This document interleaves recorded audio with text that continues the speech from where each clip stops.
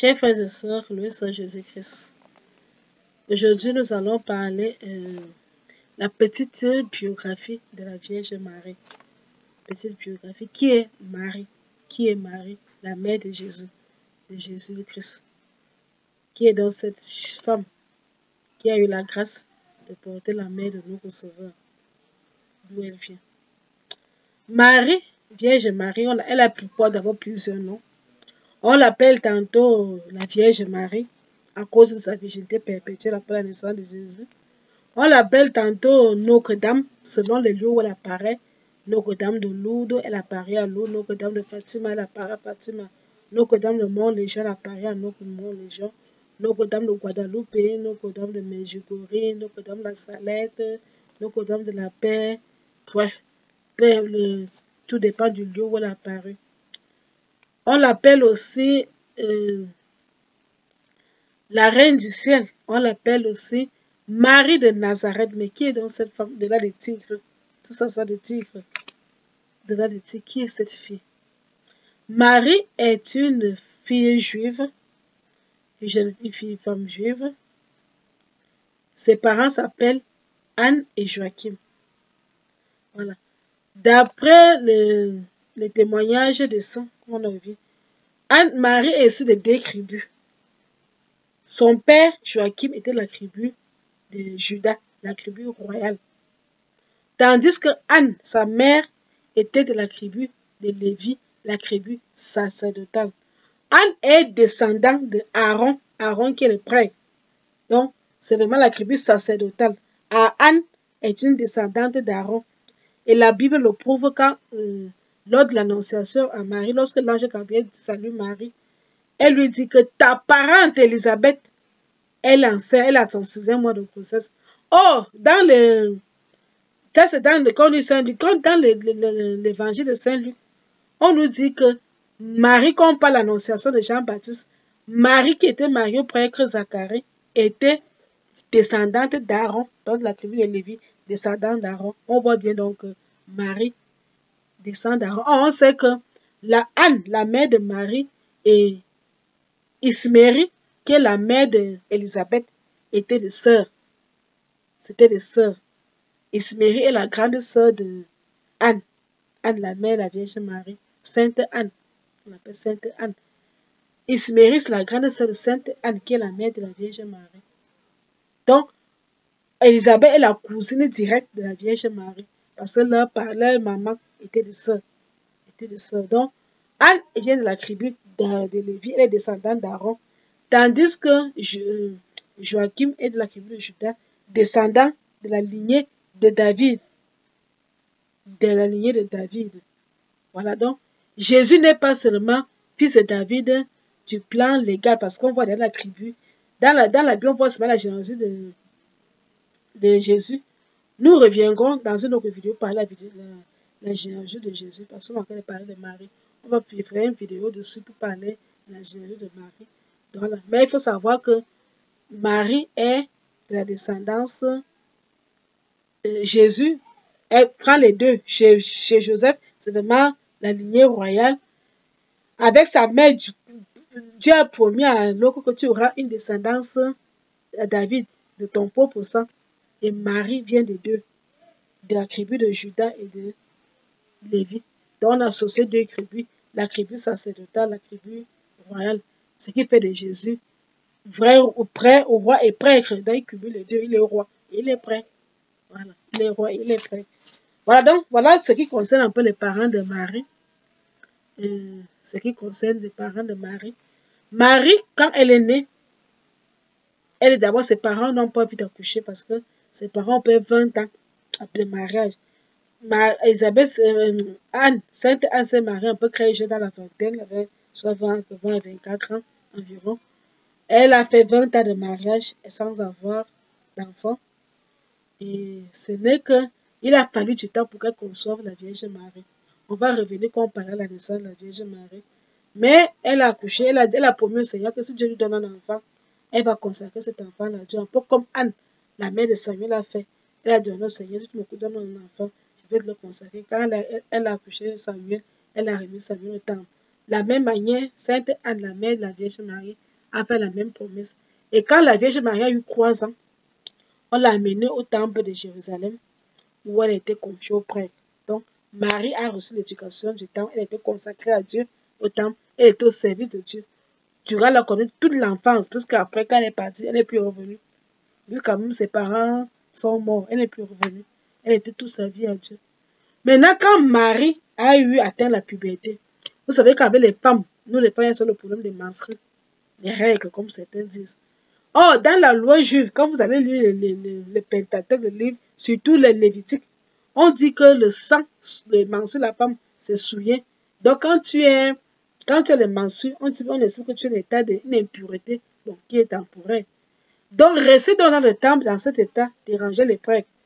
Voilà pourquoi, à un certain moment, on demandait qu'il fallait trouver un moyen pour que les filles quittent le temple. Mais là, elles sont consacrées à Dieu.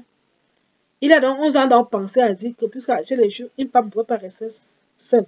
Étant donné que s'il n'existait pas les congrégations à l'époque, Marie vivait un peu au temple comme une moine, comme une moniale.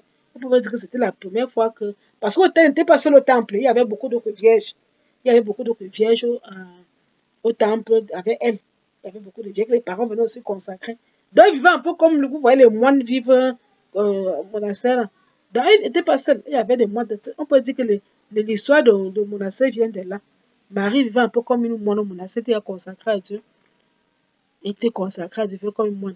D'ailleurs, c'est là-bas aussi elle a rencontré Zacharie, puisque Zacharie venait souvent à Jérusalem quand c'était ces périodes pour puisque Zacharie était prêt.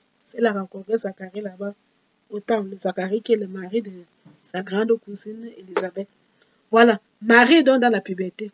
Les prêtres décident de la marier parce que dans la tradition juive, une femme ne peut pas rester comme ça. Il fallait qu'elle soit avec ses parents, soit avec son mari. Ou alors quelqu'un, un homme qui prend soin d'elle. Qui va donc la marier? Il y a des prétendants plusieurs. Et puis maintenant, Saint Joseph se présente. Et le sort, puisque les gens ont laissé leur amour, c'est celui de Saint Joseph qui a poussé. C'est Saint Joseph qui a été finalement le mari que Dieu a voulu. Parce que la question se posait que qui va épouser cette vierge femme? Et elle voulait conserver sa virginité. Qui donc, quel est cet homme qui va pouvoir le faire? La personne que Dieu a choisie qui pouvait protéger la virginité de Marie, c'était Saint Joseph, le chaste époux, le travailleur. Lui, il était charpentier, menuisier à Nazareth. Voilà. Entre-temps, la famille de Marie avait aussi, elle était venue aussi vivre à Nazareth. Donc, quand il rencontre donc Saint Joseph, lui, il est charpentier à Nazareth. Il rencontre donc la Vierge et ils se fiancent, donc ils vont se fiancer. Pendant qu'ils sont fiancés, il est question de que, pendant qu'ils sont fiancés, chacun restait un peu chez lui, même si la fille pouvait aussi les parents, chacun chez lui. Il n'y avait pas de concubinage comme aujourd'hui. Sauf que l'ange apparaît à Marie, il vient dire à Marie que Dieu l'a choisi, qu'elle va porter un fils qui sera appelé fils du Très-Haut. C'est lui qui restaurera la royauté d'Israël. Ce sera lui le roi, le Messie attendu par les prophètes. Marie demande à l'ange comment cela sera-t-il possible puisque je suis vierge, je ne connais pas d'homme. L'ange dit que l'Esprit Saint descendra sur toi et tu concevras. Et pour confirmer, conforter Marie, il lui dit que ta cousine Élisabeth, qu'on disait stérile, elle est à son 6e mois de grossesse. Quand Marie apprend ça et quitte, elle va donc rendre visite à Élisabeth qui habitait loin. Elle va arriver. Une fois que Élisabeth, dès qu'elle entend la salutation de Marie, l'enfant, donc Jean-Baptiste, qui était encore dans le ventre d'Élisabeth, a entendu. Quand la rencontre entre Jésus et Jean-Baptiste a fait que l'enfant cressaillait dans l'allégresse, Jean-Baptiste cressaillait dans l'allégresse dans le ventre d'Élisabeth. Et Élisabeth s'exclame, mais d'où me vient-il que la mère de mon Seigneur vienne jusqu'à moi? Marie n'a même pas encore raconté l'histoire de la grossesse, mais voilà comment Élisabeth s'exclame. Et Marie va faire l'impression magnifique. Mon âme exalte le Seigneur, exulte mon esprit en Dieu mon sauveur. Il s'est penché sur son humble servante. Désormais, tous les sages me diront bienheureuse. Et puis, bien sûr, Marie va raconter à sa cousine Élisabeth ce qu'elle a vécu, comment l'ange Gabriel lui a apparu et tout ça. Élisabeth aussi va lui raconter avec Zacharie comment l'ange est apparu à Zacharie quand il était au temple, quand il était officier. L'ange Gabriel est apparu pour lui annoncer la naissance Jean-Baptiste, le concevoir, qui vont concevoir un fils, qui va donner le nom de Jean. Ils vont se partager. Mais il y a un problème. Marie est fiancée. Comment tu vas aller dire à ton fiancé maintenant que je suis enceinte, alors qu'en Israël, on n'autorisait pas la fornication, on pouvait te lapider. Quand Joseph apprend que Marie est enceinte et il sait qu'il n'est pas l'auteur de la grossesse, il décide de rompre en secret le mariage. Parce qu'il ne veut pas que, parce que s'il le fait publiquement pour lapider Marie, pendant qu'il fait ce plan, là, il va dans les songes, pendant qu'il est en train de dormir, il aura une vision, un songe, dans lequel l'ange Gabriel viendra lui dire que ne crains pas de prendre ta femme Marie. L'enfant qu'elle porte, ce n'est pas qu'elle a commis la fornication, qu'elle t'a trompé avec un homme. C'est l'œuvre du Saint-Esprit. L'enfant que tu portes là, tu lui donneras le nom de Jésus. Il sera grand, il sera appelé fils du Très-Haut, et toi tu seras son père adoptif. Joseph a donc de prendre l'enfant. Plus tard, de prendre donc Marie chez elle, il va donc l'épouser. Et donc dans le droit légal, Joseph lui la tribu de Juda, il descend de la lignée royale. Quand vous lisez les chapitres 1 de Matthieu, les conditions, la généalogie de Jésus, c'est vraiment la lignée royale. Donc Jésus est vraiment le roi. Quand on dit que le roi des Juifs, c'était avec raison. Parce qu'il descend directement de David, Salomon, Roboam, etc. Jusqu'on arrive au roi légitime, non. Jusqu'on arrive au roi. Voilà, donc c'était un peu comme ça, voilà, que Joseph l'épouse. Marie va aller accoucher, il y aura le recensement, comme l'empereur César va demander le recensement. Ils vont aller donc faire le recensement à Bethléem, en Judée. Et c'est là-bas que Jésus va naître, pendant qu'ils seront là-bas. Jésus naît en temps, voilà les rois mages qui atterrissent. D'abord que le jour que Jésus naît, les bergers sont aux alentours, puisqu'ils sont nés dans un, on dit que il n'y avait pas de place en auberge. Ils sont partis dans une étable. Jésus est né là-bas, on l'a mis dans une mangeoire, dans la pauvreté vraiment extrême. Et voilà que les anges apparaissent aux bergers. Ils ont une vision, ils voient les anges. Mais vous faites quoi ici? Le roi des Juifs est né à Bethléem, allez à Bethléem, il est là. Les bergers sont venus voir que le roi qui est né, le Messie promis. Pendant qu'on a encore les bergers, les mages sont quittés de l'Orient. On dit Gaspard, Melchior, Balthazar. Les mages sont venus, ils ont vu l'étoile du roi des Juifs qui est né de l'Orient. Ils sont venus avec les cadeaux.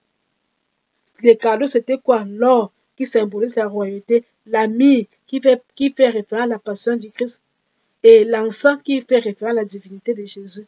Gaspard, Melchior, Balthazar viennent voir le roi Hérode et demandent au roi Hérode que mais nous allons voir l'enfant. Ils ne connaissent pas. Et voilà comment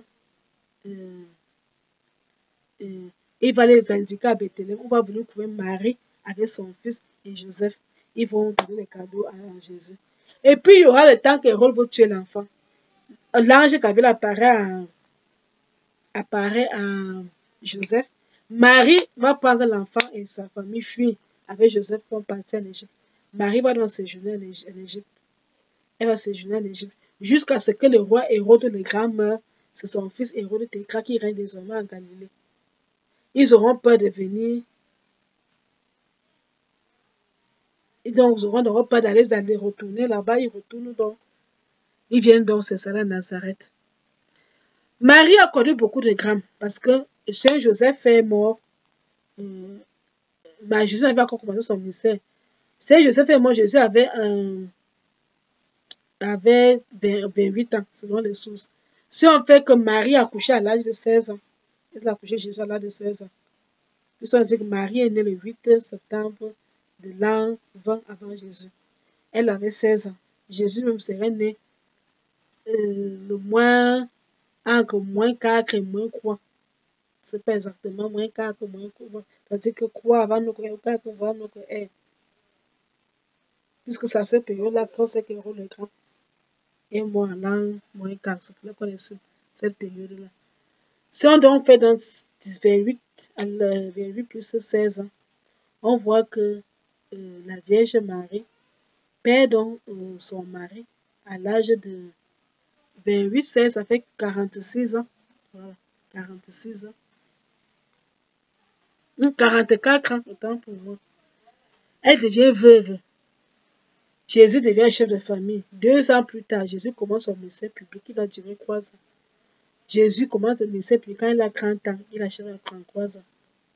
Marie, quand Jésus a 30 ans, Marie est déjà à 46 ans. Et Jésus va mourir à l'âge de 33 ans. Marie aura déjà 49 ans. Elle va vivre tous ses grands, elle ne verra pas son fils. C'est un mec qui n'a pas vécu, parce qu'il n'a pas vu son fils. Parce que pendant son ministère, il allait partout. Il a même quitté Nazareth, déserté Nazareth. Parce qu'on voulait le tuer à Nazareth. Sa famille ne croyait pas en lui. Donc, il a dû se saler à Capharnaüm. Et de là, il partait Galilée, Judée, jusqu'à. Et un jour, même sa mère va aller chercher que, ah, mon fils, c'est comment? Dans l'affaire de Dieu, c'est. Mais Marie était un grand soutien pour Jésus. Elle l'accompagnait, l'a soutenu toujours dans son ministère. Et jusqu'à ce que, quand Jésus sera arrêté, il sera crucifié. On voit Marie qui est là sur le chemin de croix. Marie qui est là dans la flagellation de Jésus, elle était là. Elle a soutenu son fils. Tout ce que Marie et Jésus a souffert, Marie l'a vécu. Personne ne venait annoncer à la mère, on a arrêté ton fils dans la nuit. Marie s'est rendue en rate à Jérusalem. Sur le chemin de croix, Jésus rencontre sa mère. Et on estime que Marie a dû réconforter son fils. Au pied de la croix, on voit Jésus, Marie qui est là avec son fils. Elle souffre avec son fils. Quand on l'enterre, on l'enterre d'abord descendre la croix, on remet d'abord le cadavre à Marie, sa mère. Cette douleur de Marie, Marie a cette femme qui a vu son fils unique, mourir en certainement. On l'a enterré, Marie a vu couler les larmes de son corps. Elle a pleuré toutes les larmes de son corps là. Rien. Elle a vécu ça. Quand une mère pleure son enfant, dis-toi que Marie est passée par là. Marie est passée par là. Elle est devenue veuve. Maintenant, c'est son fils qui passe son cours seul au monde. Heureusement que sur la croix, Jésus pensait à sa mère, dit, femme, voici ton fils, Jean, voici ta mère. C'est comme ça que après la mort de qu'on a enterré Jésus là, directement, Jean a pris Marie avec elle. Donc, partout où Jean allait, Marie était avec elle. On voit Jean, par exemple, à Éphèse avec la Vierge Marie. Marie a travaillé beaucoup plus dans le début de l'Église, la formation des premiers communes. Quand les apôtres avaient peur, c'est elle qui les rassemblait, c'est elle qui les fortifiait, c'est elle qui les encourageait à aller évangéliser.